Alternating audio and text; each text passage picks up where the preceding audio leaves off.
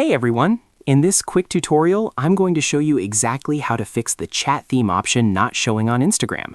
So if you open a chat and can't find the theme option, just follow these simple steps to fix it. Alright, let's dive in. First, open the Settings app on your phone. Inside Settings, scroll down until you find Apps, then tap on it. Now, look for Manage Apps or App Management and open it. The name may be slightly different depending on your device. At the top of the screen, you'll see a search bar. Tap on it and type Instagram to quickly find the Instagram app. Once you see it, tap on it to open the Instagram app settings. Now, tap on Force Stop and then tap OK to confirm. This will completely close the app and stop it from running in the background. After that, tap on Storage. Here, tap Clear Data and select Clear Cache, then tap OK to confirm. This removes temporary files that might be causing the feature to not appear. After clearing the cache, go back to your home screen. Open the Play Store on your phone. Tap the search bar at the top and type Instagram.